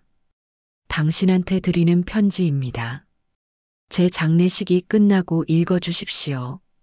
네, 회장님. 그리고 이건 USB입니다. 회장님이 작은 USB를 제 손에 쥐어주셨어요. 여기 15년 동안 제가 모은 모든 증거가 들어 있습니다. 장현준과 장유진의 횡령 증거, 예림이가 죽기 전에 보냈던 문자 메시지, 그날 밤에 CCTV 영상까지요. 주주총회 때 이걸 공개하십시오. 알겠습니다. 저는 USB를 꼭 쥐었습니다. 이게 우리의 마지막 무기구나 싶었어요. 회장님이 창밖을 바라보셨습니다. 날씨가 참 좋네요. 예림이가 좋아하던 가을이에요. 네, 정말 좋습니다. 서윤 씨, 제가 마지막으로 하고 싶은 게 있습니다. 뭔가요? 라면 먹고 싶어요. 라면이요? 네. 어릴 적 아내가 끓여주던 그 맛이 그립습니다. 죽기 전에 마지막으로 라면 한 그릇 먹고 싶어요. 제가 끓여드릴게요. 전 부엌으로 내려가 라면을 끓였습니다. 손이 너무 떨려서 냄비를 제대로 잡지도 못했어요. 물을 끓이고 라면을 넣고 스프를 넣었습니다. 파도 썰어 넣고 계란도 하나 넣었어요. 정성껏 끓였습니다. 라면이 다 끓자 저는 그걸 들고 회장님 서재로 갔어요. 회장님이 환하게 웃으셨습니다. 와, 냄새가 좋네요. 얼마 만에 먹어보는 라면인지 모르겠어요. 회장님이 라면을 한 입 드셨어요. 그리고 눈을 감으셨습니다. 맛있습니다. 정말 맛있어요. 회장님이 천천히 라면을 드셨어요. 저는 그 모습을 지켜봤습니다. 이게 회장님의 마지막 식사라는 생각에 눈물이 났어요. 하지만 참았습니다. 회장님 앞에서 울면 안 됐으니까요. 회장님이 라면을 다 드시고 나서 말씀하셨어요. 정말 맛있었습니다. 고맙습니다, 서윤 씨. 천만에요, 회장님. 이제 시작합시다. 저녁 8시였습니다. 백인수 집사님이 준비해 놓은 약을 가져왔어요. 의사 선생님도 오셨습니다. 회장님의 주치의셨죠. 안락사를 도와주시기로 하신 분이었어요. 의사 선생님이 조용히 말씀하셨습니다. 회장님, 마지막으로 마음 바뀌신 건 없으십니까? 없습니다. 이게 제가 원하는 거예요. 알겠습니다. 의사 선생님이 약을 준비하셨어요. 주사였습니다. 회장님이 침대에 누우셨어요. 그리고 제 손을 잡으셨습니다. 서윤 씨, 제 마지막 부탁입니다. 네, 회장님. 예림이 잘 부탁합니다. 그 아이 묘소 옆에 저를 묻어주십시오. 네, 꼭 그렇게 하겠습니다. 그리고 그 아이들을 반드시. 회장님 목소리가 떨렸어요. 반드시 벌해주십시오. 약속드립니다. 의사 선생님이 주사를 놓기 시작했습니다. 회장님이 천천히 눈을 감으셨어요. 그리고 마지막으로 작은 목소리로 말씀하셨습니다. 예림아, 아빠가 간다. 회장님의 손에서 힘이 빠졌습니다. 의사 선생님이 맥박을 확인하셨어요. 그리고 조용히 고개를 끄덕이셨습니다. 돌아가셨다는 뜻이었어요. 저는 그 자리에 주저앉았습니다. 눈물이 와르르 쏟아졌어요. 회장님, 회장님. 전 계속 불렀지만 회장님은 대답이 없었습니다. 백인수 집사님이 저를 부축해 주셨어요. 사모님, 이제 일어나셔야 합니다. 회장님께서 원하신 대로 해드려야죠. 네, 알겠습니다. 저는 눈물을 닦았습니다. 그리고 회장님 얼굴을 바라봤어요. 회장님은 편안한 얼굴로 잠들어 계셨습니다. 고통스러운 표정이 아니었어요. 정말 편안해 보이셨습니다. 회장님, 편히 쉬세요. 제가 약속 지킬게요. 꼭 지킬게요. 저는 회장님 손을 꼭 잡았습니다. 그리고 마지막 인사를 했어요. 장례식은 조용하게 치러졌습니다. 3일장이었어요. 장례식장엔 많은 사람들이 왔습니다. 천우그룹 직원들, 회장님의 지인들, 그리고 장현준과 장유진도 왔죠. 장현준과 장유진은 상주 자리에 앉았습니다. 저는 그 옆에 앉았어요. 둘 다 검은 상복을 입고 있었지만 슬픈 표정은 아니었습니다. 오히려 무표정했어요. 마치 이게 귀찮은 일이라는 듯이요. 조문객들이 줄을 서서 들어왔습니다. 절을 하고 가는 사람들을 보면서 저는 생각했어요. 이 사람들은 회장님을 진심으로 슬퍼하는 걸까? 아니면 그냥 형식적으로 오는 걸까? 장례식 이틀째 되던 날이었어요. 장유진이 저한테 다가왔습니다. 그리고 낮은 목소리로 말했어요. 한서윤 씨, 장례 끝나고 우리 할 얘기가 있어요. 무슨 얘기인데요? 유산 상속 문제요. 아버지가 유언장을 남기셨다던데 그게 뭔지 알아요? 전 모릅니다. 거짓말하지 마세요. 분명히 아버지가 뭔가 말씀하셨을 거예요. 정말 모릅니다. 저도 변호사 선생님한테 들어야 알 것 같은데요. 장유진이 저를 노려봤어요. 눈빛이 날카로웠습니다. 뭔가 의심하고 있다는 게 느껴졌죠. 한서윤 씨, 우리 아버지 재산에 욕심 부리지 마세요. 당신 몫은 위자료 정도면 충분할 거예요. 그건 변호사 선생님이 결정하실 문제 아닌가요? 제가 차갑게 대답했습니다. 장유진이 코웃음을 쳤어요. 두고 보죠. 당신이 얼마나 버틸 수 있는지. 그렇게 말하고 장유진은 돌아갔습니다. 저는 가슴이 두근거렸어요. 이제 시작이구나. 본격적인 싸움이 시작되는 거구나. 장례식 마지막 날이었습니다. 발인을 하는 날이었죠. 회장님의 관을 영구차에 실었어요. 그리고 예림 아가씨 묘소가 있는 추모공원으로 향했습니다. 묘소에 도착했을 때였어요. 예림 아가씨 묘비 옆에 회장님을 위한 자리가 준비되어 있었습니다. 회장님 말씀대로 딸 옆에 묻어드리는 거였어요. 화관을 하는 동안 저는 계속 울었습니다. 회장님, 이제 예림 아가씨랑 만나셨죠? 두 분 다 편히 쉬세요. 제가 약속 꼭 지킬게요. 장례식이 끝나고 사람들이 하나둘씩 떠났습니다. 저는 마지막까지 묘소 앞에 남아 있었어요.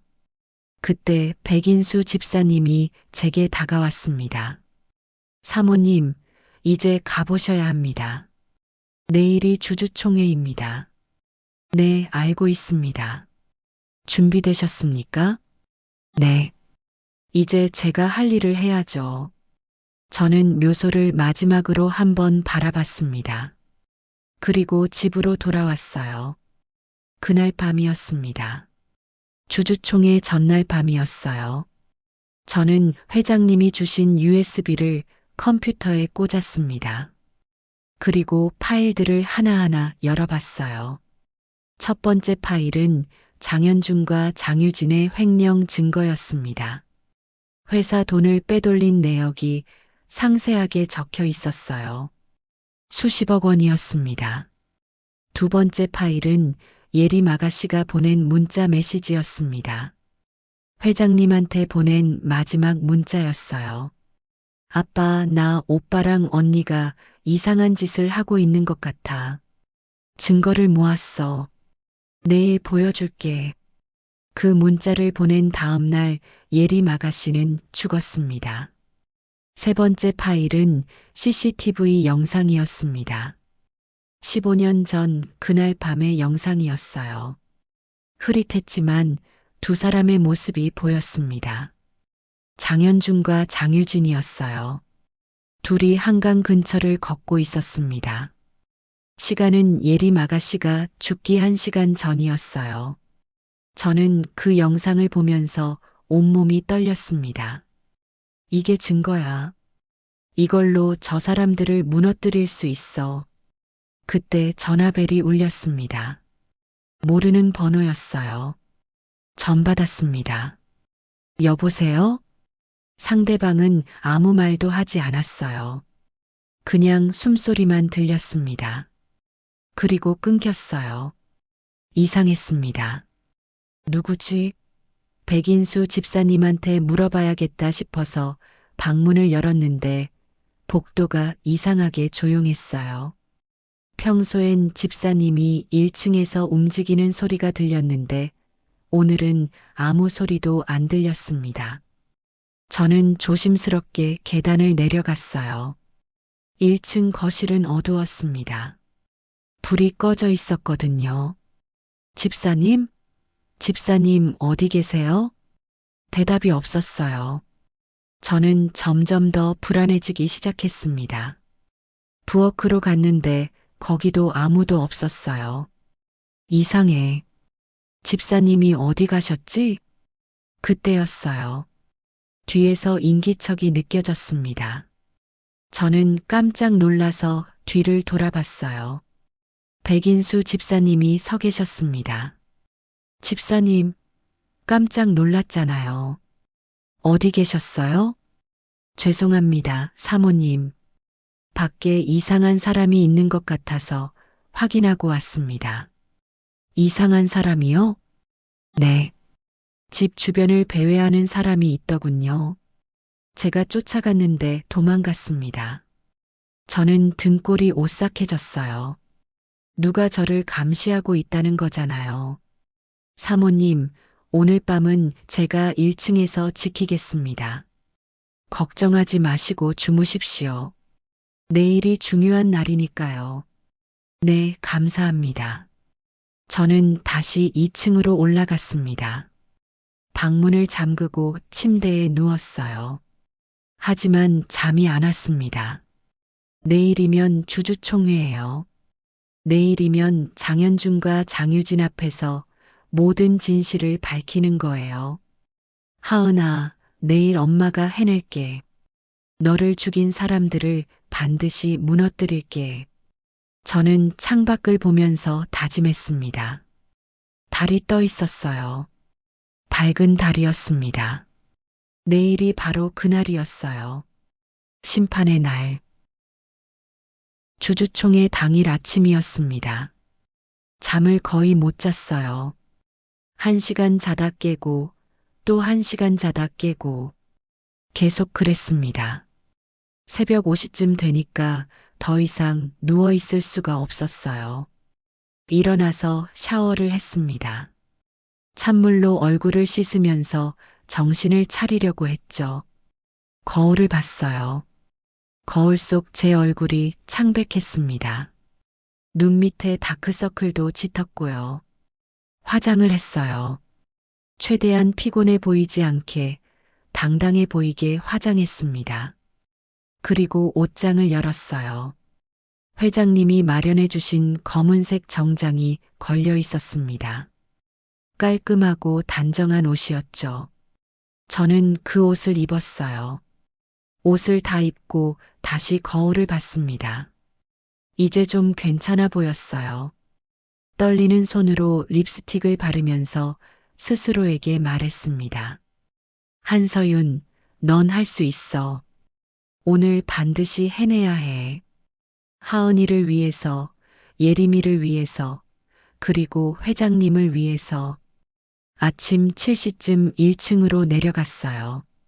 백인수 집사님이 식탁에 아침을 차려놓고 계셨습니다. 근데 전 밥을 먹을 수가 없었어요. 목으로 넘어가지가 않았거든요. 사모님, 조금이라도 드셔야 합니다. 오늘 긴 싸움이 될 겁니다. 알아요. 근데 도저히 안 넘어가요. 그럼 이것이라도 드십시오. 백인수 집사님이 따뜻한 차를 주셨어요. 저는 그 차를 천천히 마셨습니다. 목이 좀 풀리는 것 같았어요.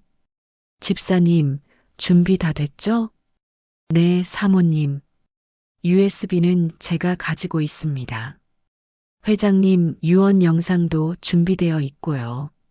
변호사 선생님도 이미 총회장에 가 계십니다. 좋아요. 그럼 우리도 출발합시다. 주주총회는 천우그룹 본사 20층 대강당에서 열렸습니다. 차를 타고 가는 동안 제 심장은 미친 듯이 뛰었어요. 손바닥에 땀이 났습니다. 창밖으로 서울거리가 지나갔어요. 사람들은 평범하게 출근하고 있었지만 제게는 오늘이 전혀 평범한 날이 아니었죠. 천우그룹 본사 건물이 보였습니다. 15년 만에 다시 보는 건물이었어요.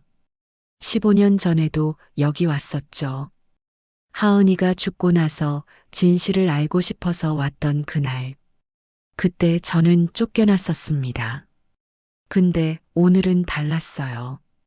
오늘은 제가 이 회사의 최대 주주였으니까요. 차에서 내렸습니다. 백인수 집사님이 제 옆에 서셨어요. 사모님, 긴장하지 마십시오. 제가 옆에 있습니다. 네, 감사합니다. 저희는 건물 안으로 들어갔습니다. 로비는 15년 전과 똑같았어요. 높은 천장, 샹들리에, 대리석 바닥. 모든 게 그대로였습니다. 엘리베이터를 타고 20층으로 올라갔어요. 엘리베이터 문이 열렸습니다. 대강당 입구가 보였어요. 이미 많은 사람들이 와 있었습니다. 주주들이었죠. 다들 정장을 입고 있었고 서류 가방을 들고 있었어요. 저희가 들어가자 사람들이 저를 쳐다봤습니다. 수군거리는 소리가 들렸어요. 저 여자가 누구야? 회장님 부인이래. 진짜? 언제 결혼했대?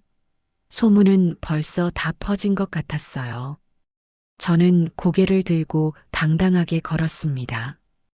떨리는 다리를 억지로 움직이면서 앞으로 나아갔어요. 강당 앞쪽에 상주석이 마련되어 있었습니다. 장현준과 장유진이 이미 앉아 있었어요. 장현준이 저를 보더니 얼굴을 찌푸렸습니다. 장유진은 저를 위아래로 훑어보더니 비웃는 표정을 지었어요. 전 그들 옆에 앉았습니다. 제 자리는 맨 끝자리였어요.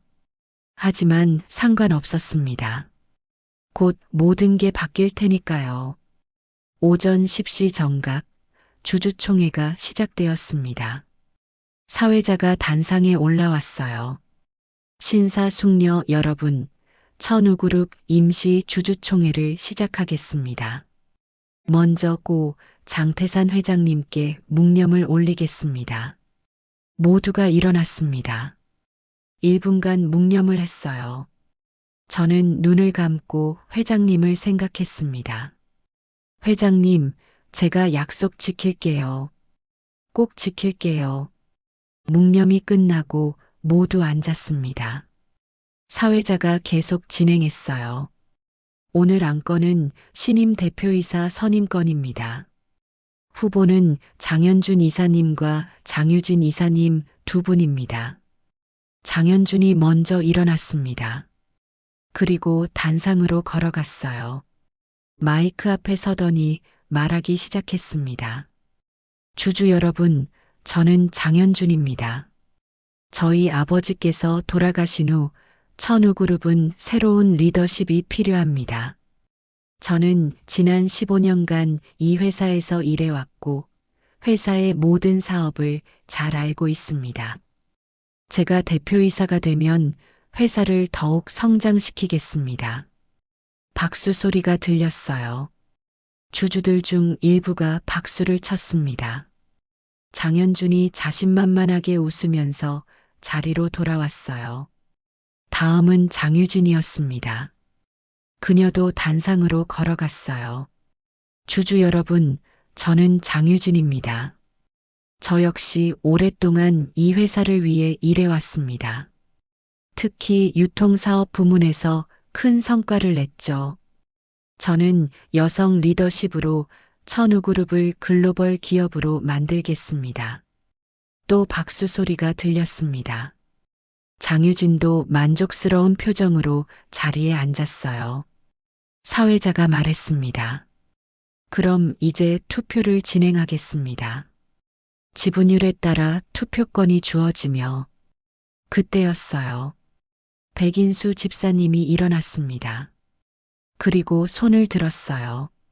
잠깐만요. 강당이 조용해졌습니다. 모두가 백인수 집사님을 쳐다봤어요. 사회자가 당황한 표정으로 물었습니다. 누구십니까? 저는 고 장태산 회장님의 대리인 백인수입니다. 투표 전에 회장님의 유언을 공개하겠습니다. 유언이요? 네. 회장님께서 돌아가시기 전에 영상 메시지를 남기셨습니다. 백인수 집사님이 노트북을 꺼냈습니다. 그리고 프로젝터에 연결했어요. 장현준과 장유진의 얼굴이 굳어졌습니다. 잠깐, 그게 뭔가요? 우리는 그런 거 모르는데요? 장현준이 소리쳤습니다. 하지만 이미 늦었어요. 화면에 장태산 회장님의 모습이 나타났습니다. 강당의 모든 불이 꺼졌어요. 스크린에만 회장님 얼굴이 크게 비쳤습니다. 회장님은 서재에 앉아 계셨어요. 카메라를 똑바로 보면서 말씀하기 시작했습니다. 천우그룹 주주 여러분, 저는 장태산입니다.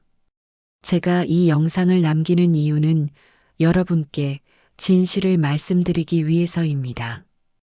회장님 목소리가 강당에 울려 퍼졌어요. 모두가 숨을 죽이고 화면을 봤습니다. 15년 전 제 딸 예림이가 죽었습니다. 경찰은 자살이라고 했죠. 하지만 저는 알고 있었습니다. 제 딸은 살해당했다는 것을요. 웅성거리는 소리가 들렸어요. 사람들이 서로 쳐다보면서 수군거렸습니다. 제 딸을 죽인 사람은 회장님이 잠시 말을 멈췄습니다. 그리고 천천히 말씀하셨어요. 바로 장현준과 장유진입니다. 강당이 술렁거렸습니다. 장현준이 벌떡 일어났어요. 이게 무슨 헛소리예요. 아버지가 정신이 온전하지 않으셨나 봐요. 앉으세요. 제가 소리쳤습니다. 제 목소리가 생각보다 크게 나왔어요.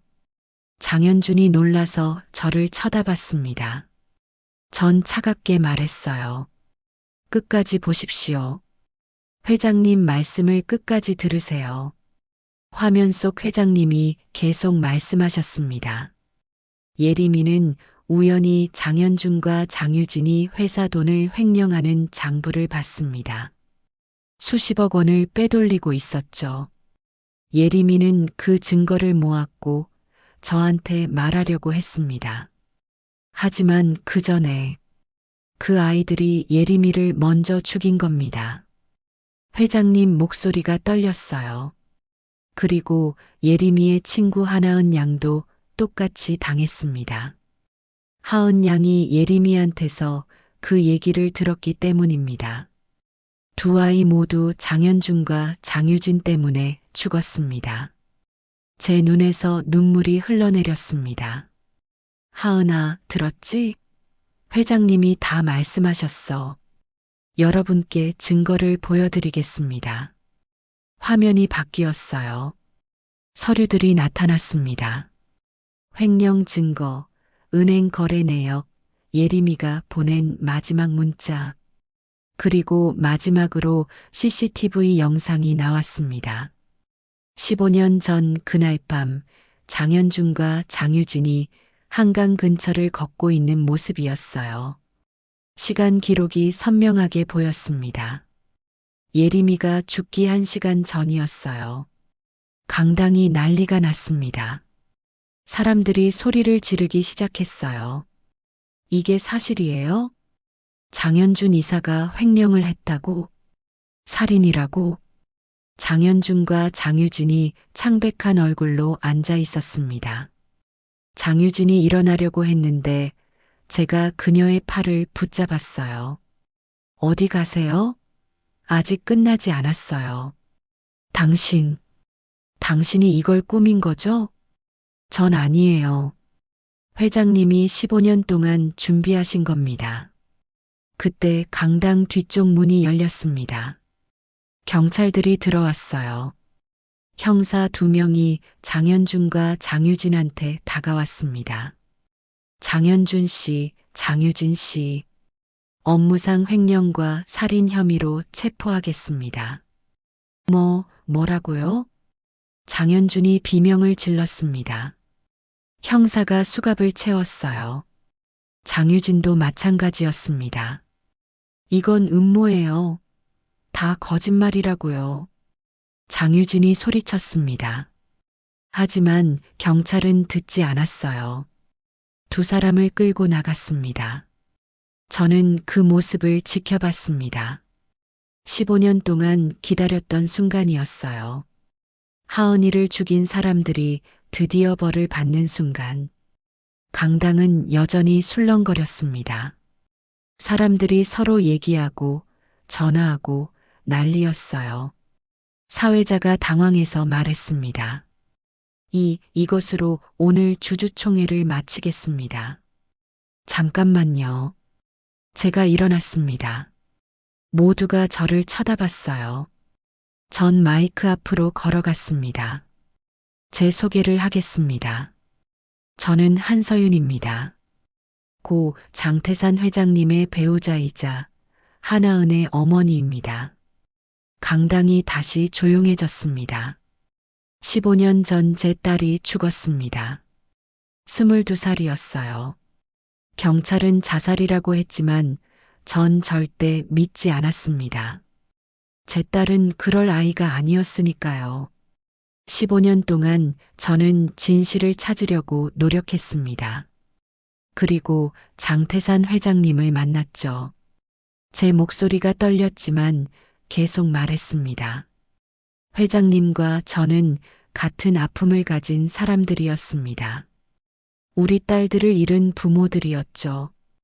그래서 우리는 함께 싸우기로 했습니다. 오늘이 바로 그 결과입니다. 저는 주주들을 바라봤습니다. 장현준과 장유진은 이제 법의 심판을 받을 겁니다. 그리고 천우그룹은 새로운 시작을 해야 합니다. 회장님께서 저한테 35% 지분을 남기셨습니다. 저는 이 지분으로 회사가 올바른 길로 가도록 하겠습니다. 박수 소리가 들렸습니다. 1사람, 2사람, 그리고 점점 더 많은 사람들이 박수를 쳤어요. 저는 그들을 보면서 고개를 숙여 인사했습니다. 감사합니다. 주주총회가 끝난 후 모든 게 빠르게 진행되었습니다. 장현준과 장유진은 구속되었어요. 검찰이 본격적인 수사에 들어갔고 회사 장부를 다 뒤졌습니다. 그러면서 더 많은 증거들이 나왔어요. 횡령한 금액이 생각보다 훨씬 컸더라고요. 수백억 원이었습니다. 그 돈으로 호화로운 생활을 했던 거죠. 재판은 3달 후에 시작되었습니다. 2025년 2월이었어요. 법정엔 많은 사람들이 왔습니다. 기자들도 엄청 많았고요. 15년 전 사건이 다시 수면 위로 떠오르면서 언론이 난리였거든요. 저도 법정에 갔습니다. 증인으로 출석했어요. 판사 앞에 서서 선서를 했습니다. 양심에 따라 사실만을 말하고 거짓 없이 증언하겠습니다. 그렇게 말하면서 제 손이 떨렸어요. 검사가 저한테 물었습니다. 증인은 피해자 하나은 양의 어머니가 맞습니까? 네, 맞습니다. 15년 전 따님이 사망했을 때 어떠셨습니까? 제 세상이 무너졌습니다. 하은이는 제 전부였거든요. 남편 없이 혼자 키운 딸이었어요. 그 아이가 갑자기 죽었는데 경찰은 자살이라고만 했습니다. 전 믿을 수가 없었어요. 제 목소리가 떨렸습니다. 법정 안이 조용했어요. 모두가 제 말을 듣고 있었습니다. 검사가 계속 물었습니다. 그 후 어떻게 지내셨습니까? 15년 동안 진실을 찾으려고 노력했습니다. 혼자서요. 아무도 도와주지 않았어요. 경찰도 회사도 아무도요. 그러다가 장태산 회장님을 만났고 회장님과 함께 진실을 밝히기로 했습니다. 저는 증인석에서 장현준과 장유진을 쳐다봤습니다. 두 사람은 죄수복을 입고 있었어요. 15년 전 천우그룹 본사에서 저를 쫓아냈던 그때의 오만한 모습은 온데간데 없었습니다. 장유진이 저를 노려봤어요. 눈빛에 증오가 가득했습니다. 하지만 전 두렵지 않았어요. 이제 그들은 아무것도 할 수 없었으니까요. 변호인이 제게 반대 신문을 했습니다. 증인, 직접적인 증거를 보셨습니까? 피고인들이 하나은 양을 죽이는 걸 직접 목격하셨습니까? 아니요. 직접 보진 못했습니다. 그럼 추측 아닙니까? 추측이 아닙니다. 증거가 있습니다. 회장님이 모으신 증거들이요. 재판은 6번 열렸습니다. 그동안 여러 증인들이 나왔어요. 천우그룹 직원들, 은행 관계자들, 그리고 15년 전 한강 근처에서 수상한 차를 목격했다는 분도 나왔습니다. 특히 결정적이었던 건 장현준의 휴대폰 기록이었어요. 15년 전 그날 밤 장현준이 누군가에게 전화를 했더라고요. 통화 시간이 예림이가 죽기 직전이었어요. 그리고 그 전화번호는 당시 범죄 조직과 연결된 번호였습니다. 검찰이 추가 수사를 했어요. 그 범죄 조직 사람들을 찾아냈죠. 그중 한 명이 자백했습니다. 장현준한테서 돈을 받고 일을 했다고요. 예림이와 하은이를 한강으로 유인해서 밀어 넣었다고 했습니다.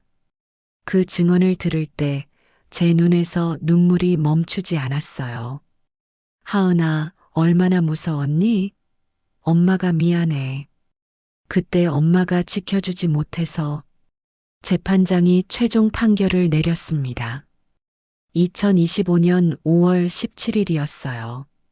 피고인 장현준, 피고인 장유진, 살인교사, 업무상 횡령 등의 혐의로 각각 징역 25년을 선고한다. 판사가 말했습니다. 피고인들은 자신들의 범죄를 숨기기 위해 무고한 두 젊은 생명을 빼앗았습니다. 예림 양과 하은 양은 겨우 22살이었습니다. 앞으로 살아갈 날이 더 많았던 아이들이었죠. 피고인들의 죄는 너무나 무겁습니다. 방청석에서 박수 소리가 터져 나왔습니다. 기자들이 사진을 찍었어요. 저는 그 자리에 앉아서 울었습니다. 드디어 끝났구나. 15년 동안의 싸움이 끝났구나.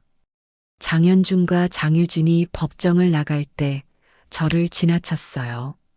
장유진이 제게 작은 목소리로 말했습니다. 당신 때문에 우리 인생이 망가졌어요. 저주할 거예요. 평생. 전 그녀를 똑바로 쳐다보며 대답했습니다. 당신들이 먼저 제 딸 인생을 망가뜨렸어요.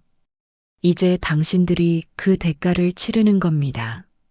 재판이 끝난 후 제 일상이 조금씩 정상으로 돌아왔습니다. 천우그룹은 새로운 경영진을 꾸렸어요. 저는 최대 주주로서 이사회에 참여했습니다. 물론 경영은 전문가들한테 맡겼어요. 전 회사 경영 같은 걸 잘 모르니까요. 하지만 중요한 결정만큼은 제가 직접 확인했습니다. 회사가 올바른 길로 가는지 지켜보는 거죠. 횡령당했던 돈은 대부분 회수했어요. 장현준과 장유진이 숨겨뒀던 비자금 계좌를 다 찾아냈거든요. 그 돈으로 회사 직원들 복지를 개선했습니다. 그리고 일부는 사회에 기부했어요. 특히 저는 예림이와 하은이 이름으로 장학재단을 만들었습니다. 어려운 형편에서도 열심히 공부하는 학생들을 돕는 재단이었어요. 사회복지학과 학생들에게 우선적으로 장학금을 줬습니다. 하은이가 공부했던 전공이니까요. 어느 날 첫 번째 장학생을 만났어요. 21살 여학생이었습니다. 그 학생이 저한테 말했어요. 이사님, 정말 감사합니다. 이 장학금 덕분에 제가 학교를 계속 다닐 수 있어요. 전 그 학생을 보면서 하은이가 생각났습니다. 하은이도 저렇게 밝게 웃던 아이였는데 천만에요. 열심히 공부하세요. 그리고 나중에 어려운 사람들 많이 도와주세요. 네, 꼭 그렇게 할게요. 그 학생이 환하게 웃었어요. 저도 덩달아 기분이 좋아졌습니다. 이런 식으로라도 하은이의 뜻을 이어갈 수 있다는 게 위안이 됐어요. 2025년 11월 17일이었습니다. 하은이가 죽은 지 정확히 16년이 되는 날이었어요. 저는 하은이 묘소로 갔습니다. 국화꽃을 한 아름 들고요. 묘소는 잘 관리되어 있었어요. 제가 매달 한 번씩 와서 청소하고 꽃을 심었거든요. 묘비도 새로 만들었습니다. 예쁜 대리석 묘비였어요. 하은이 사진도 새로 넣었고요. 저는 묘비 앞에 앉아서 하은이한테 말을 걸었습니다. 하은아, 엄마 왔어. 오늘로 내가 떠난 지 16년이 됐네. 시간 참 빠르지? 바람이 불었어요. 나뭇잎이 바스락거리는 소리가 들렸습니다. 하은아, 엄마가 해냈어. 너를 죽인 사람들을 감옥에 보냈어. 25년형 받았어. 이제 그 사람들은 오랫동안 나오지 못할 거야. 제 눈에서 눈물이 흘러내렸습니다. 엄마가 너무 늦었지? 16년이나 걸렸어. 미안해, 하은아. 엄마가 무능해서 이렇게 오래 걸렸어. 근데 말이야, 하은아. 엄마가 이제 조금은 편하게 살 수 있을 것 같아. 15년 동안 엄마는 복수 생각만 하고 살았거든. 매일 밤 악몽 꾸고 울고 힘들었어. 근데 이제는 좀 달라. 마음이 조금 가벼워진 것 같아. 저는 묘비를 쓰다듬었습니다. 회장님도 여기 계셔. 바로 옆이야. 예림이 옆에 묻혀 계시거든. 회장님이 너희 둘을 지켜주실 거야. 엄마도 자주 올게. 회장님한테 인사도 드리고 너한테도 얘기하러 올게. 그때 누군가 제 뒤에서 목소리가 들렸습니다. 사모님, 백인수 집사님이었어요. 집사님도 꽃을 들고 오셨더라고요. 집사님, 여기까지 오셨어요? 네. 저도 하은 양한테 인사드리고 싶었습니다. 백인수 집사님이 하은이 묘 앞에 꽃을 놓으셨어요. 그리고 깊게 절을 하셨습니다. 하은 양 늦었지만 범인들을 잡았습니다. 편히 쉬십시오. 집사님도 눈시울이 붉어지셨어요. 저희 둘은 한참 동안 말없이 묘 앞에 앉아 있었습니다. 사모님, 이제 어떻게 하실 겁니까? 뭐가요? 앞으로의 인생 말입니다. 이제 복수도 끝났고 회사 일도 안정됐는데요. 저는 잠시 생각했습니다. 그러고 보니 전 15년 동안 복수만 생각하고 살았어요. 이제 그게 끝났으니 뭐라고 살아야 하지? 글쎄요. 아직 잘 모르겠어요. 근데 하나는 확실해요. 뭔가요? 하은이처럼 살고 싶어요. 남을 돕고 착하게 살고 싶어요. 그게 하은이가 원했던 삶이니까요. 좋은 생각입니다, 사모님. 저는 다시 묘비를 바라봤습니다. 하은아, 엄마가 이제 새로운 삶을 살아볼게. 복수하는 삶이 아니라 사람들을 돕는 삶. 내가 꿈꿨던 그런 삶 말이야. 엄마가 너 대신 해볼게. 바람이 또 불었어요. 이번엔 따뜻한 바람이었습니다. 마치 하은이가 대답하는 것 같았어요. 엄마 고마워요. 엄마 사랑해요. 저는 미소를 지었습니다. 눈물이 났지만 슬픈 눈물은 아니었어요. 뭔가 후련한 느낌이 들었습니다. 지금 저는 56살입니다. 매일 아침 일어나서 하은이 사진을 봅니다. 그리고 말해요. 하은아, 오늘도 엄마 힘내서 살게. 그렇게 하루를 시작하죠. 요즘은 재단 일에 집중하고 있어요. 장학금 주는 일뿐만 아니라 어려운 가정을 직접 방문하기도 합니다. 혼자 아이 키우는 엄마들을 만나면 제 옛날 모습이 떠올라요. 그분들한테 말해줍니다. 힘들어도 포기하지 마세요. 아이는 엄마가 생각하는 것보다 훨씬 강하게 자랄 거예요. 가끔 천우그룹 본사에도 갑니다. 이사회 참석하려고요. 건물에 들어갈 때마다 15년 전 그날이 생각나요. 쫓겨나던 그날. 근데 이제는 달라요. 저는 이 회사의 주인이에요. 아무도 저를 무시하지 못합니다. 한 번은 복도에서 예전에 저를 쫓아냈던 그 비서실장을 마주쳤어요. 그 사람이 저를 보더니 고개를 푹 숙이며 인사했습니다. 이사님, 안녕하십니까? 전 그냥 고개만 끄덕이고 지나갔어요. 복수할 마음은 없었습니다. 이미 제 복수는 끝났으니까요.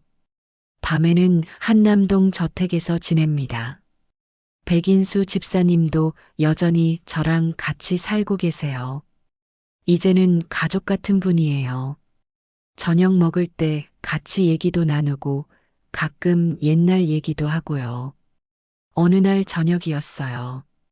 저희가 식사하면서 얘기하고 있었습니다. 사모님, 요즘 표정이 많이 밝아지셨습니다. 그래요? 제가요? 네. 예전엔 항상 뭔가 무거운 표정이셨는데 요즘은 웃는 모습을 자주 봅니다. 아마 마음이 가벼워져서 그런 것 같아요. 15년 동안 짊어지고 있던 짐을 내려놓았으니까요. 회장님께서 보시면 좋아하실 겁니다. 네, 그랬으면 좋겠어요. 저는 창밖을 바라봤습니다. 달이 떠 있었어요. 밝은 보름달이었습니다. 오늘도 저는 하은이 묘소에 갑니다. 매달 17일이면 꼭 가요. 하은이가 죽은 날이거든요. 꽃을 들고 하은이가 좋아하던 간식도 들고 갑니다. 묘 앞에 앉아서 하은이한테 얘기해요. 최근에 있었던 일들, 재단에서 만난 사람들, 그리고 제 하루하루를요. 하은아, 엄마가 요즘 재단 일 열심히 하고 있어. 너처럼 어려운 사람들 도우면서 살고 있어.